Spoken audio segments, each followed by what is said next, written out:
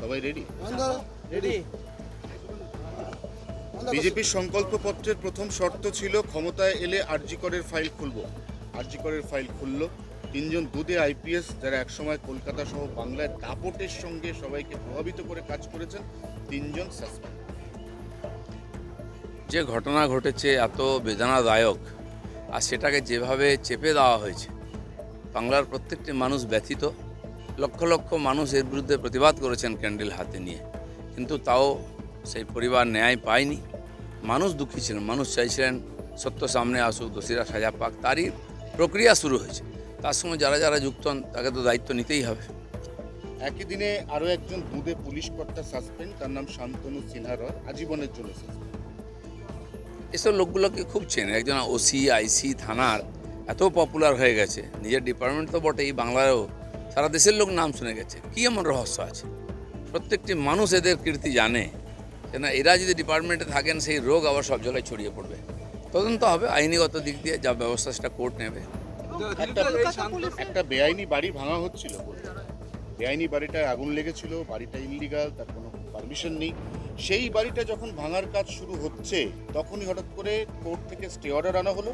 শতরূপ ঘোষ সেখানে গিয়ে বীর দর্পে ঘোষণা করলেন, আমি বাংলায় বুলডোজার আটকে দিলাম। এটা কি ধরনের?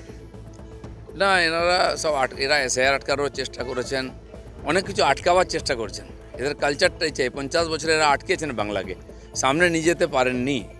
ওনারা মনে করছেন যে কোর্টে গিয়ে করে দিয়ে 2-4টা ভোট পাবেন, সেদিন চলে গেছে। মানুষ আর পেছনে তাকাবে না, কিন্তু এর জন্য ফল ভোগ করতে হবে। তৃণমূলের fact finding team post pole violence যেখানে যেখানে হয়েছে, আজ 3 ভাগে ভাগ হয়ে তৃণমূল কংগ্রেসের নেতা নেত্রীরা তারা বিভিন্ন জায়গায় যায়। এই ফ্যাক্ট ফাইন্ডিং টিম যদি 21 সালের ইলেকশনের পরে শুরু হতো, তাহলে ওদের এত বদনাম হতে হতো না, এত মানুষকে ঘর ছাড়া হতে হতো না, কোটি কোটি টাকা সম্পত্তি বা প্রাণহানি হতো না। তার প্রায়শ্চিত্ত করতে হয়েছে আজকে। তাদের নেতা বিধানসভায় দাঁড়িয়ে বলছেন শত শত লোক ঘর ছাড়া। আমরা জানি না কে ঘর ছাড়া, কটা পুলিশের রিপোর্ট হয়েছে। 21 সালের পরে আমরা 12,500 কেস করেছিলাম, সিবিআই ইনকোয়ারিও চলছে। তো ওনারা কটা কেস করেছেন আমি জানি না। তো তখনও মিথ্যা বলেছেন, এখনও মিথ্যা বলছেন। আমাদের মাননীয় মুখ্যমন্ত্রী বলছেন যে কজন লোক ঘর ছাড়া হয়েছে তার লিস্ট নিয়ে আসুন আমার কাছে, আমরা সসম্মানে ফিরিয়ে দেবো। কিন্তু 21 সালের পরের যে হিংসার কেস যেন তার নামে না থাকে, তাহলে তাকে জেলে যেতে হবে। বেশিরভাগ তো দাগি আসামি, ক্রিমিনাল। আর আসবে কোন মুখে? আর কেউ বাঁচবে না, কেউ জেলের বাইরে থাকবে না। স্বপ্না বর্মনের বাড়ি নাকি কালকে রাত্রিবেলায় জ্বালিয়ে দেওয়া হয়েছে। তিনি ভিডিও পোস্ট করেছেন, কিন্তু বাড়ি জ্বলে যাওয়ার কোনো ভিডিও তার পোস্টে দেখা যায়নি। গলত, মানে অসৎ সঙ্গে এই অবস্থা হয়।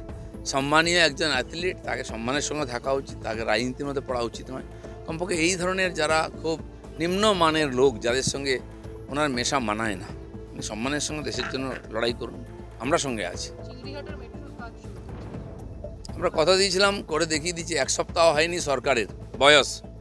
ভগবান শ্রীকৃষ্ণ যেমন 6 দিনের মধ্যে পুতনা বধ করেছিলেন, তো পুতনা, হিড়িম্বা যত আছে, বকাসুর, মঘাসুর, অঘাসুর সব বধ হবে। কাউকে ছাড়বো না আমরা।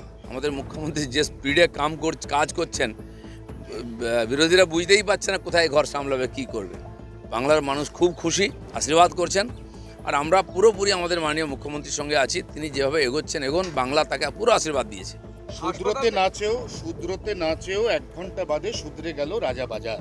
কালকে রাজাবাজারে পিলপিল করে কিশোর বাহিনী, যারা বিভিন্ন জায়গাতে এই শামশেরগঞ্জ থেকে শুরু করে এই কিশোর বাহিনী তারা তাণ্ডব চালিয়েছিল। রাজাবাজারেও তারা কালকে এসে রাস্তায় বসে পড়ে দাবি তোলে যে এখানেই নামাজ পড়বো জুম্মাবারে।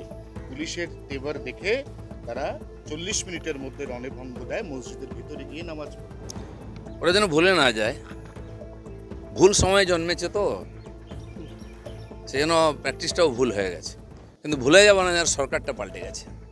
যে যত বড় হোক, হনু, কাউকে ছাড়া হবে না।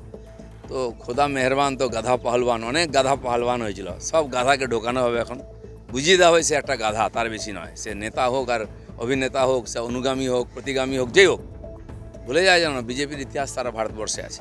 পিঠের চামড়া গুটিয়ে না, হাতে দিয়ে দেওয়া হবে। অভিষেক বন্দ্যোপাধ্যায়ের বিরুদ্ধে এফআইআর হবেই তো।